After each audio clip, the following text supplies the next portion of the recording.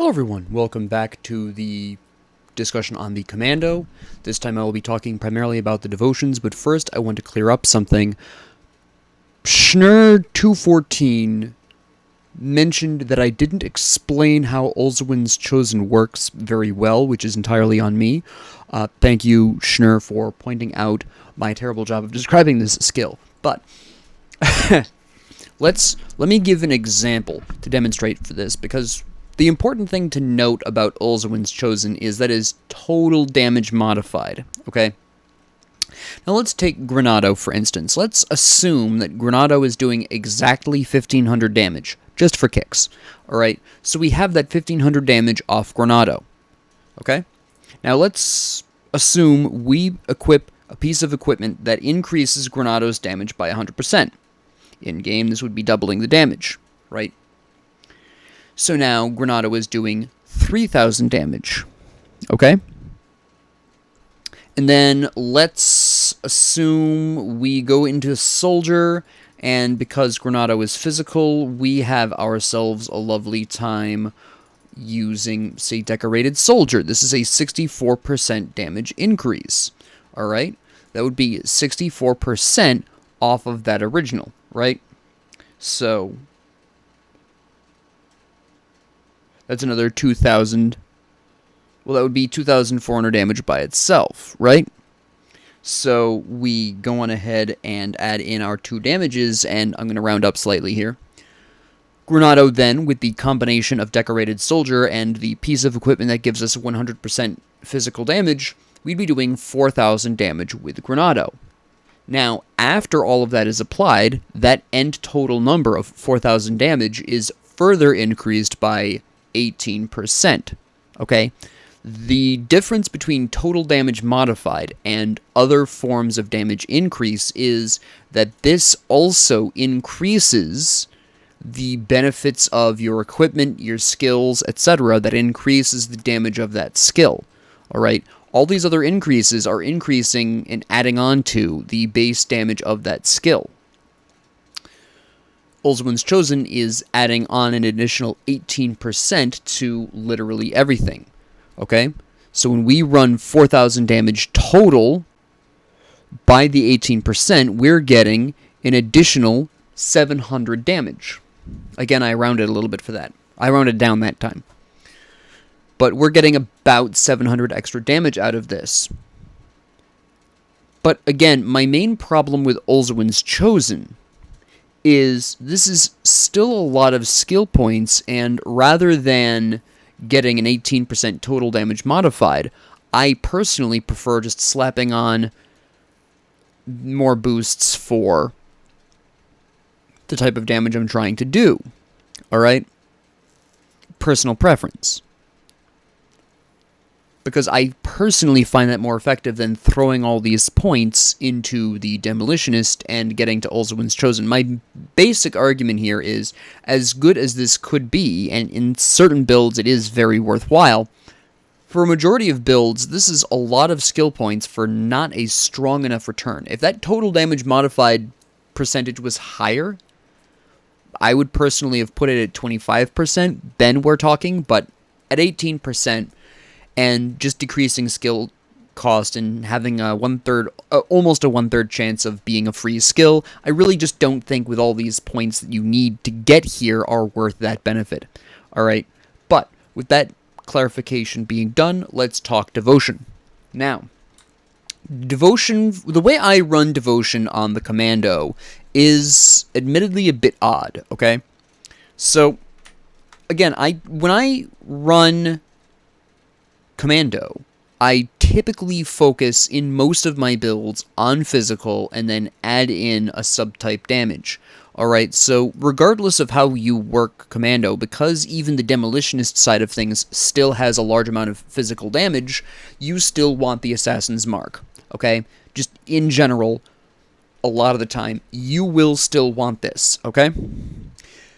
Now, how you approach your constellations from here is going to depend on how concerned you are with resistance reductions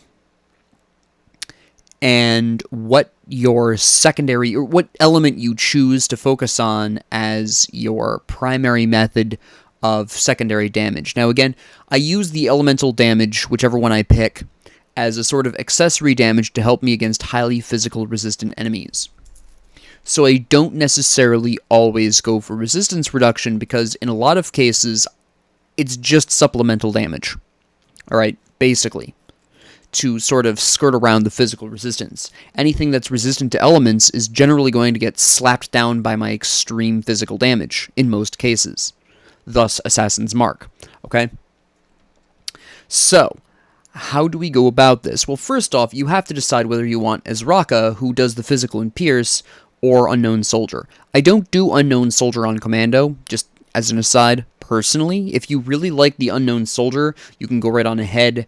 I don't generally use this because there's not any bleeding damage in Commando, and the only bleeding damage in Soldier is very specifically in Blade Arc, okay? So I don't use the Unknown Soldier. I talked about the Unknown Soldier with the Solo Soldier, but that's only really if you're... That's just for the bonus pierce damage if you're using a sword or whatever, right? So usually I go for Ezraka because, again, we have physical, we have pierce. This is particularly effective if you're using a ranged build, but even if you're just using a sword, or even if you're not using a sword, Ezraka still remains very, very effective. So, how do we get here? And where does this matter in the grand scheme of things? Now, first off, there's quite a bit of interesting things you can do here, alright?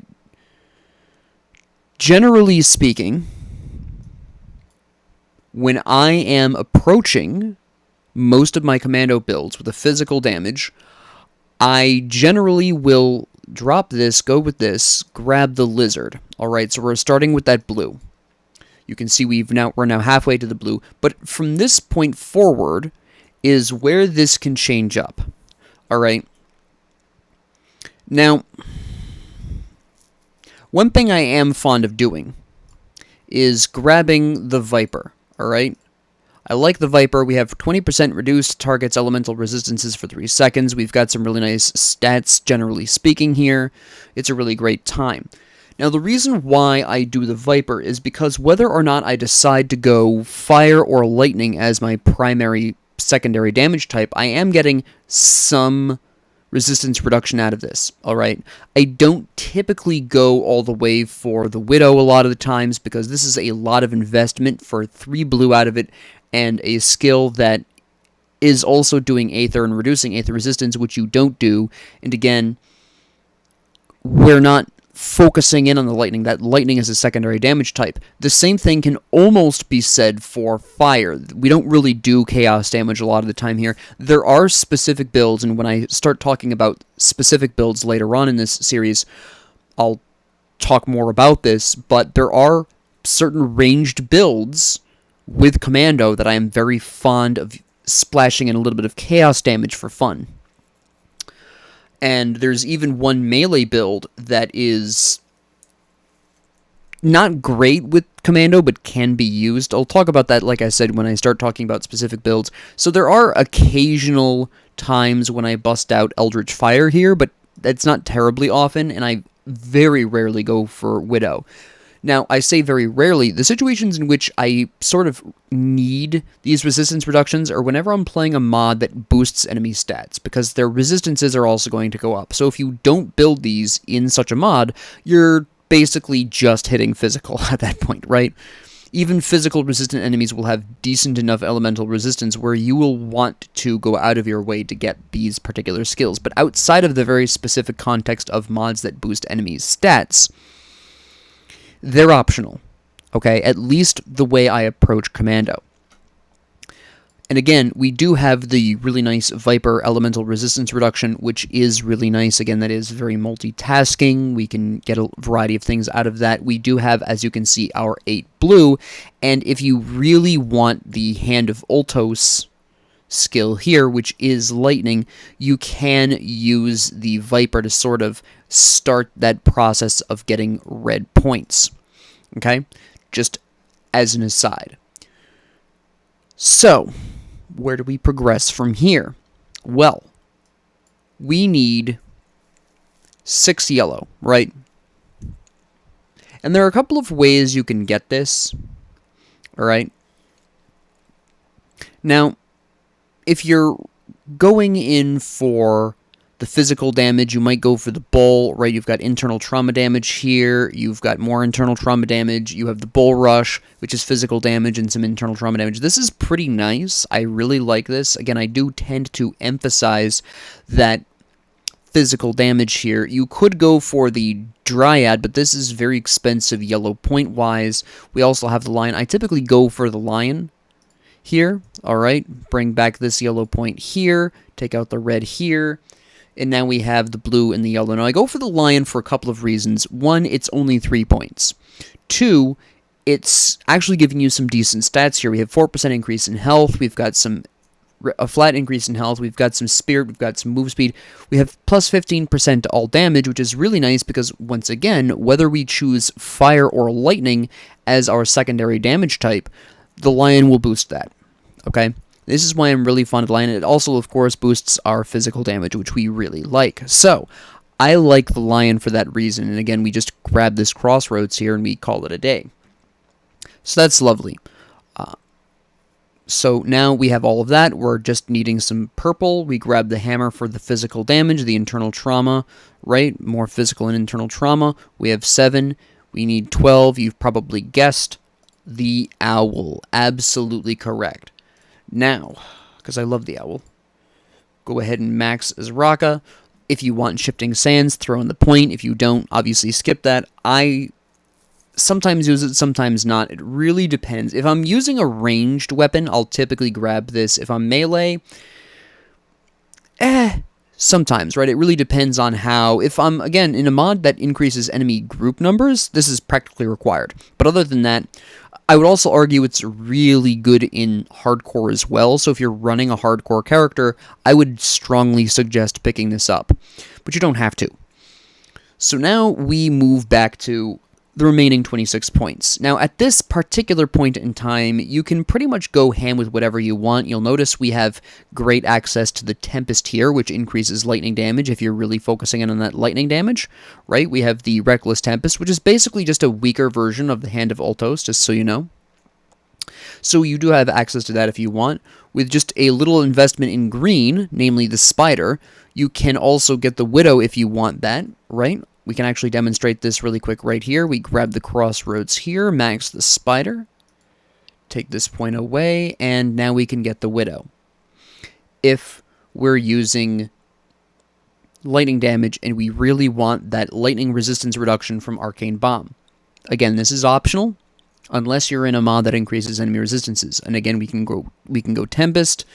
We could instead, if we're going with fire, right, we can absolutely we can still keep the Spider for the fire, but now we have, we want Slael's Witchblade. What I typically do is temporarily grab the Ghoul, max Slael's Witchblade, and then you can typically, oh, nope, you cannot typically, hold on. There it goes. I miscounted in my head. And then we can run Slael's Witchblade like this, and we have access to that.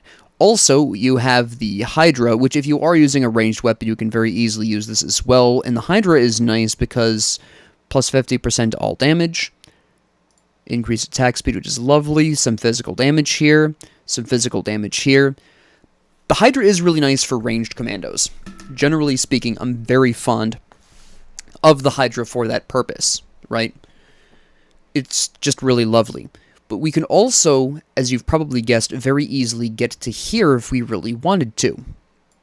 Now, the way we do that is, if we're going to do that, right, you have to go pretty aggressive on specific. Yeah, you're going to be a bit of a pain because I don't have what I theoretically need, right? So what you would do for this is you would grab the Vulture instead of Slael's Witchblade, because that's going to get you to the red you need right off the top, right? We have 8 red, we have 8 red, and now we just need the remaining 9 green, right? So, we have the Spider. I typically like to grab the Scholar's Light here. We have elemental damage increase, which will help our fire. We get 4 green for 3 points.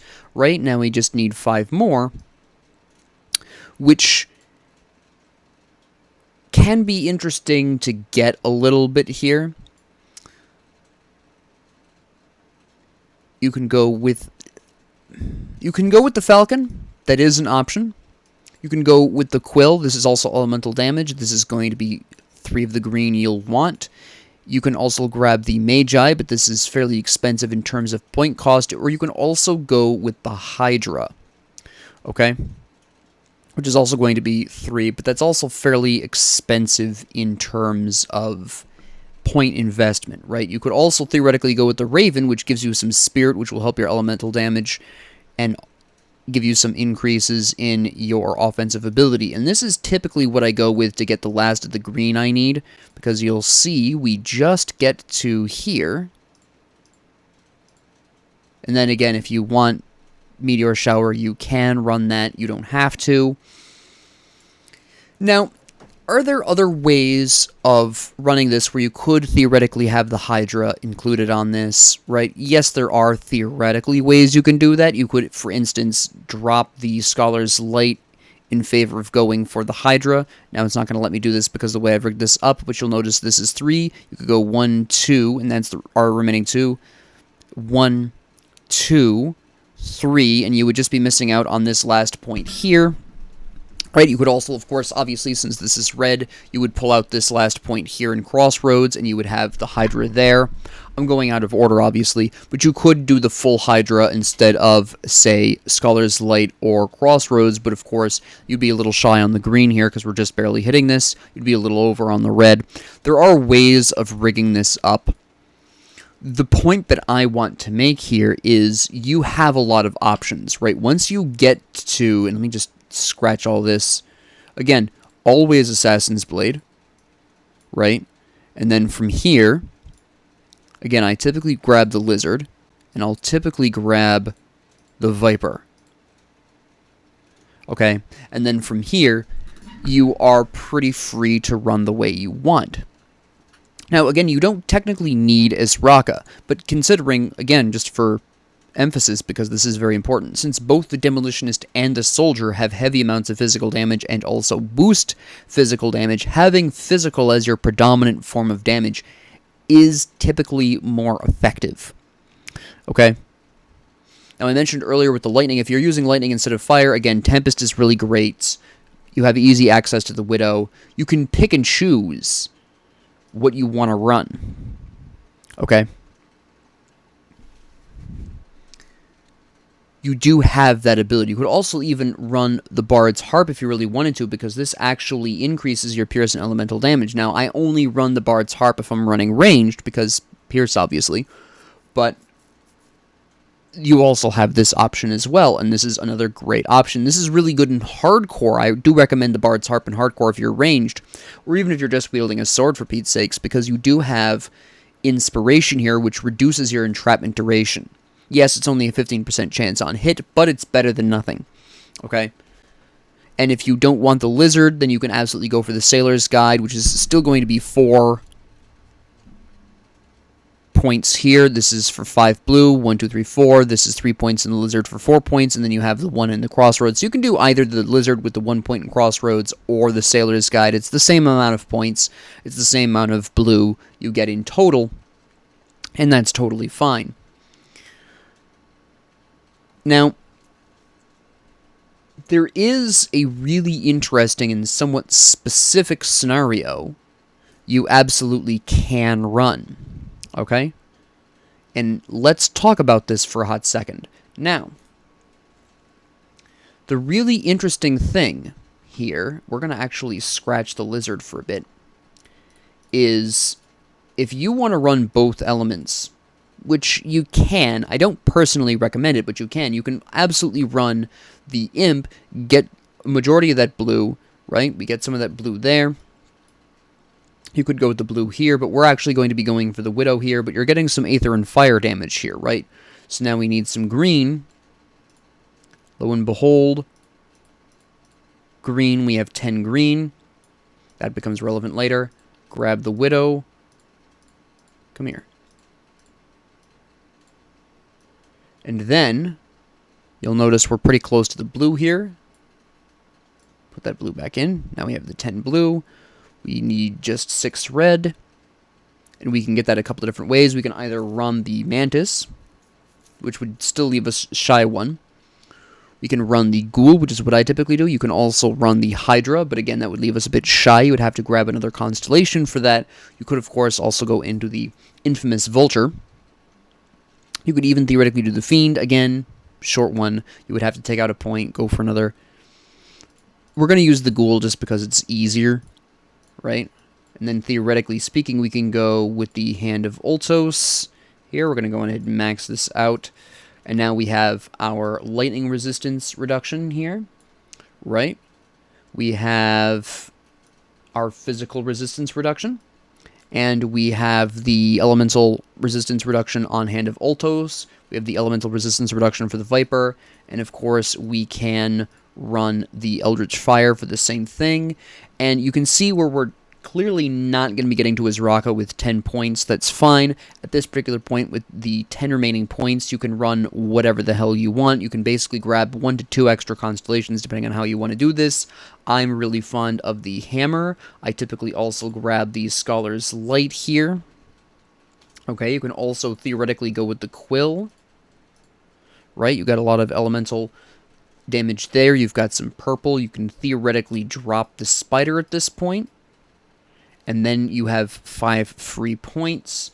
Still can't get here. I just want to emphasize this because we're 2 points shy of the purple, and we're 3 points shy of the yellow, and there's just not anything that gives you both of these, right? This gives you blue and yellow. You can see where our options for both of these in the correct quantities are very low, right? There's very little overlap here. You can see it right there. The only one really is this one, of course, which is only 1 and 1, just for emphasis, right? You could go into Ulzad here if you wanted to, because that's physical damage increases. You get the very nice Ulzad's Decree, which gives you some nice retaliation, some armor, some physical damage. It's just an overall great skill. You could go into the Harvestman Scythe. You have a lot of options. So, basically, when running the average Commando and you're running these constellations, there are 2 different ways, broadly speaking, that I approach this. You can run Azraka and a whole bunch of damage increases, or you can run a whole bunch of resistance reductions. Which one you choose is totally up to you. Again, we have 5 points here that we could spend anywhere that we wanted to. We could increase our internal trauma damage with the Bull. We could, again, get Ulzad, right? Harvestman Scythe. We have any one constellation you feel like going for, you can probably swing. You want to emphasize that lightning damage? Tempest, right? Slap that in there too. You can do that, right? If you want to run the Kraken because you have a 2-handed weapon, you can absolutely do that, right? You get plus 50% to all damage, which is great. Plus 70% to all damage. You know, you've got all of this really great stuff here. Okay, so you can do that. There's a lot of flexibility on the constellations here. Besides, again, just for emphasis, besides absolutely making sure that you get the Assassin's Blade, because no matter how you build Commando, you will have physical damage, unless you're really determined to go elemental damage. You can absolutely get away with this. Okay? It's absolutely fantastic. Now, if I'm going to be running the resistance reduction. Again, I typically run this on mods that increase enemy resistances, but if you have a Commando build in which you're running Cadence, you can run Cadence and go ahead and use Discord and make your auto attacks at least the Cadence attacks, full elemental damage. You don't even need to necessarily go to Fighting Form, which is a little bit of bleeding damage, increases to physical damage and pierce damage. You could just run Cadence right here, grab an elemental damage weapon, throw in Discord, and run that. Okay, and then you just pull passives out of Commando. You wouldn't obviously be using Decorated Soldier. You could just run a 2-handed weapon with Cadence and Elemental, Menhir's Will, of course, military conditioning, right? You don't have to invest a ton here in Soldier to make this worthwhile. Obviously, you would get Markovian's Advantage because that is going to be an increase to all damage, which includes your elemental damage, which everyone loves. And then Demolitionist, get that out of here. You can do all kinds of wild things. You could run Blackwater Cocktail. Remember, we have the Slail's Witchfire, so we could go all the way to Agonizing Flames if you really wanted to. I don't generally recommend that because you still don't have a lot of support for chaos damage, but you would absolutely want the first level of Flame Touch. Ignore the second level of Flame Touch because we're not doing physical damage emphasis here. You could grab Stun Jacks, have a great time with that, right? You can, or better yet, run Canister Bomb and convert that physical damage to lightning damage, which is better for you, right? Or, best of all, and this is my personal favorite if I run this kind of build, boom, Skyfire Granado. All that physical damage is now lightning damage. Go ahead and bust out High Impact for some fire damage. And then you can go Shattering Blast. Sometimes I do, sometimes I don't. But it's, great either way. And then, of course, we have the infamous... There's one other thing I want to talk about, alright? I just talked about an elemental-focused commando, which I don't normally talk about. That's very specific builds typically. I just wanted to give you an overview. Again, when I start talking about specific builds, we'll get into that. But there is one other really interesting combination that I'm really fond of. Now, this is very specifically the Retaliation build, because when you're running a Retaliation commando, that's very elemental, okay? Primarily because you're using Vindictive Flame, which is fire retaliation, alright? And then you've also got Ulswin's Wrath, which is lightning and fire retaliation, alright? Which is what you want. So you're doing this. This is just damage near you as well. This is fire retaliation here. Okay, I mixed the words a little bit there because of the way I perceive it mentally, but this technically isn't lightning retaliation. This is technically fire and lightning damage to enemies close to you, but you do have fire retaliation here, alright? You can absolutely run Temper for additional retaliation damage. Run, of course, the ever-glorious...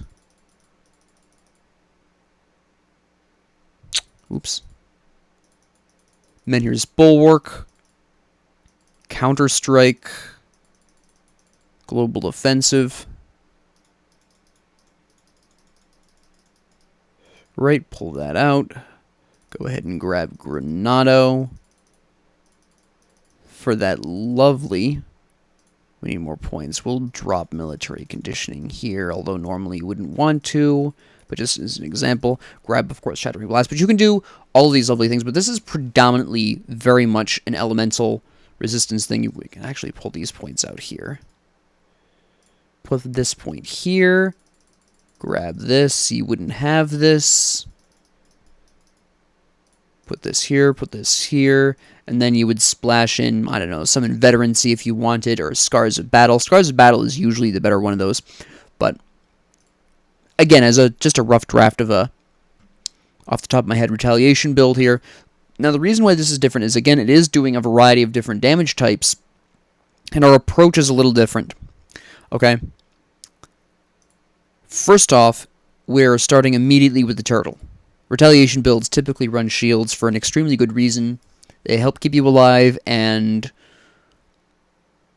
a lot of shields boost... Green shields typically boost... I won't say typically. Are more likely to have a prefix or a suffix that boosts your retaliation. And again, you're getting slapped, so you kind of don't want to keel over, so... shields help with that. Now, we obviously want to go for the Obelisk of Menhir, right? We're having a lot of physical damage retaliation, shield block chance, right? We have, of course, Stone Form. We have all of these amazing things. So we want to get here first, right off the top, all the time, period. Yellow and purple. Yellow and blue. I have no idea why I said purple, right? So we have this, yellow and blue on the Turtle, yellow and blue on the Scarab. We get some fun acid retaliation, but that's really not why we're getting this. This is because we get shield damage blocked. We have increased armor, right? We have more shield damage blocked. We have a flat armor increase. It's just a really lovely time.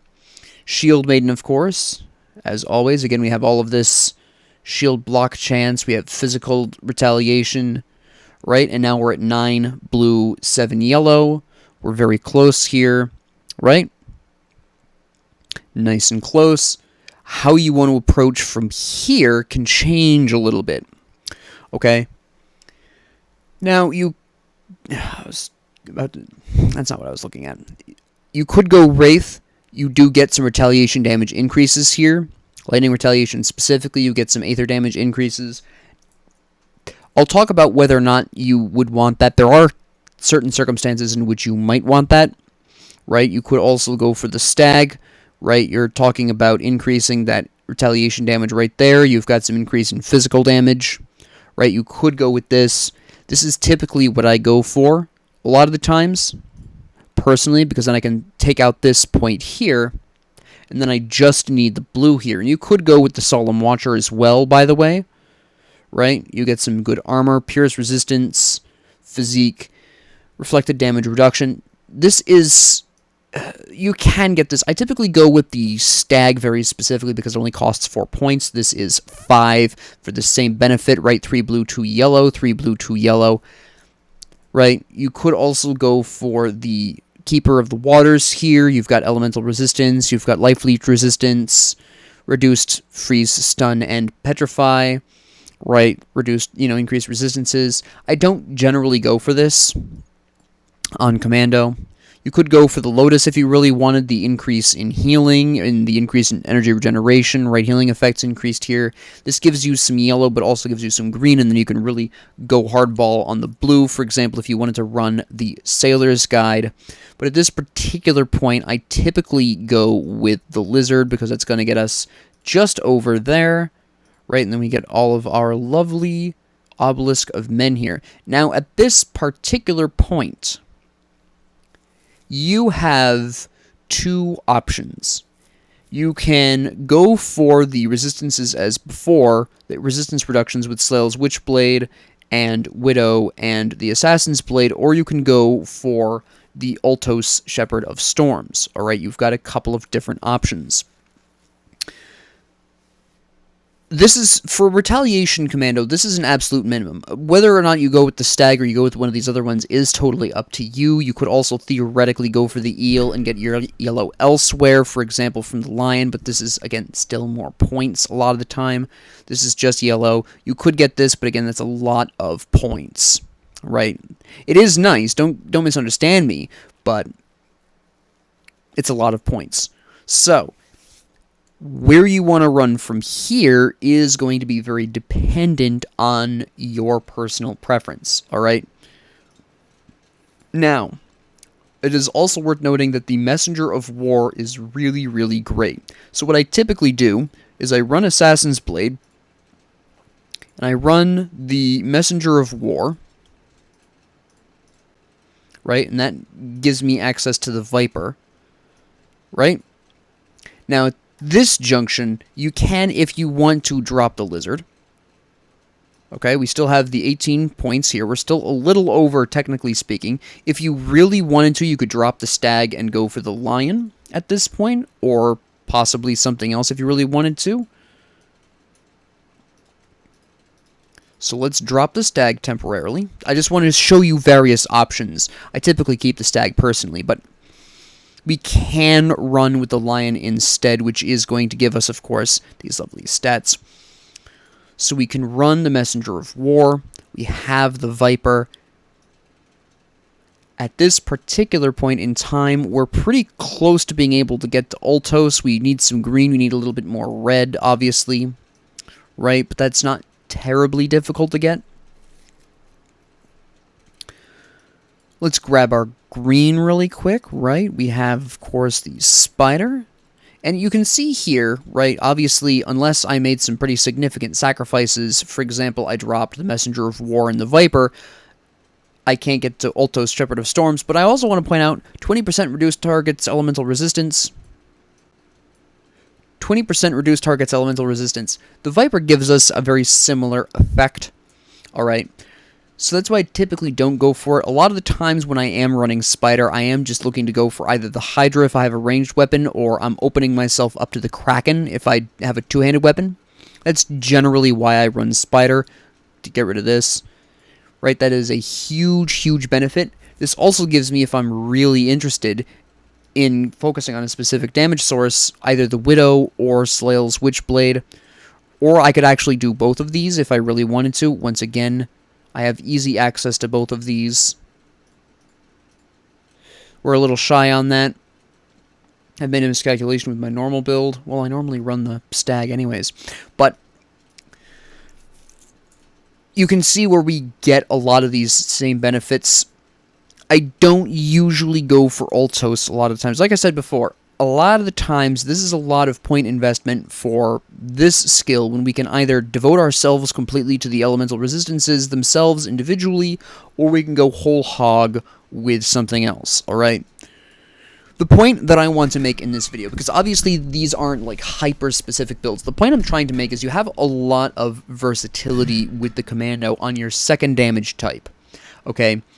Again, the Commando has access to staggering amounts of physical damage. So in most builds for Commando, broadly speaking, you are talking about a physical-focused build with a sub-damage type of either fire or lightning. What I want to prove here is you don't necessarily have to completely restrict yourself to one or the other if you don't want to. It's very easy, through the power of Constellations, to splash in additional damage of both. Okay, and again, as I mentioned before, the Retaliation build, you can absolutely go with the Wraith. You don't have to run these Constellations. You could drop Slail's Witchblade entirely, go with the Wraith instead, finish the Widow in this particular instance, right? I could absolutely do that. Alright, lo and behold. If I really wanted to focus in on that lightning damage, maybe the weapon I'm wielding is lightning. If the weapon I'm wielding is fire, maybe I would instead go for Slail's Witchfire and maybe the Fiend, for instance. Right? Because then that would give me access to the delightful Flame Torrent. I could do that instead. Or I could readjust these to instead get, drop the Wraith and go for the Slail's Witchblade instead. Because that's just a matter of changing over from something that gives you only a few points in a specific area to a bunch of points. It's like, for instance, going back to the Lizard with the Stag, which is going to be a little bit more effective in the long run, point-wise. Or maybe instead of running the Shield Maiden, maybe I go with the Stag to save the points. I could do that instead, because that would be very easy to do. That's going to save me 2 points, right? I could easily drop Shield Maiden, go Stag, and still run Slail's Witchblade if I took out the Wraith. Right, and I could have both of these resistance reductions. Splash a couple of points in the Kraken for specifically the 50% damage here and the 70 damage right here. Right, so those spare 2 points. No problem. I could do that. Okay, there's a lot of options here. I could also, by the way, go for Tempest again. Right? There are specific builds that deviate from this. I'm just going to be brutally honest here. These are typically going to be conversion builds. Builds in which I've talked about with the requested Inquisitor Nightblade builds, right? I've talked about conversion builds before. The exceptions to these, to what I'm laying out here, are the conversion builds. Again, I will talk about those specifically in the future. But if you're running through the game and you want to either use stuff as you're picking it up, or you aren't looking specifically to do a conversion build, these are generally how you're going to want to approach this, right? Physical heavy elements, either fire or lightning or both, as a secondary, run these, right? You're going to see the flashiness of Altos and think to yourself, well, that seems really dope, but it's significantly easier for you to either run Viper and or Slail's Witchblade and or Widow. By the way, if you're going to grab the Widow anyways, you might as well grab the Imp a lot of the times. Again, it would be really easy to adjust for this, because the Imp is going to give you Fire and Aether, and if you're going to be running this, you get some Aether resistance anyways. It's unnecessary. You can do it. I sometimes do, not often, because you have access to that fire damage, obviously. but of course you're not going to be hitting very hard with the Aether, because your only Aether damage sources are the Aether Fire itself and the Arcane Bomb. It's just a little fun thing you can do as a third damage type, just for fun, because you're not there for the Aether damage. You're, in the case of the Widow, you're there for the lightning resistance, and in the case of the Imp, you're there for the fire damage, but it's a fun little thing, right? That's more of a for funsies kind of build. If you're looking for a serious build, stick with the 2 damage types. But that's generally how I approach this. That's how I generally approach Commando, broadly speaking. Again, there are specific builds that deviate from this, which I will talk about in the future. But for now, thank you all very much for joining me. If you liked this, please like and subscribe. If you didn't, please ignore me. And if you have any comments, questions, concerns, ideas, suggestions, or requests, please leave them down in the comment section below. And thank you all very much for joining me, and have a great 24 hours.